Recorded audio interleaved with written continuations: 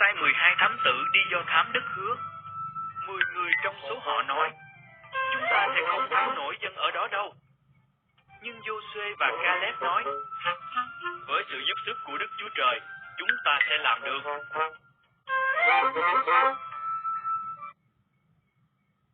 Dân sự sợ hãi tin lời 10 thám tử. Đức Chúa Trời phán, chỉ có con cái các ngươi cùng Giô-suê và Ca-lép sẽ được vào đất hứa mà thôi. Vậy, sau 40 năm trong sa mạc, thời điểm đó đã đến.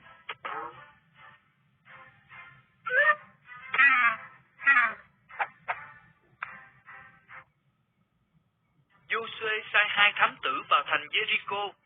Họ gặp một người phụ nữ tên là Ra-háp, là người đã che giấu các thám tử và giúp họ trốn thoát ra khỏi thành. Họ hứa sẽ giúp cho cô và gia đình được an toàn.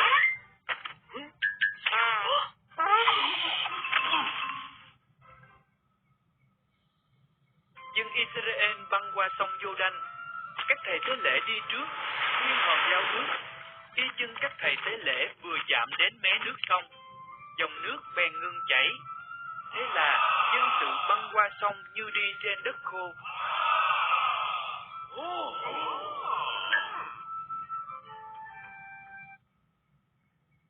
Tiếp đến là thành Giê-ri-cô. Đức Giê-hô-va phán cùng Giô-suê rằng, mỗi ngày hãy đi vòng quanh thành Giê-ri-cô một lần, đi như vậy trong 6 ngày. Rồi đến ngày thứ 7, hãy đi 7 vòng. Lúc đó, hãy thổi kèn và la lên, tường thành sẽ sụp đổ.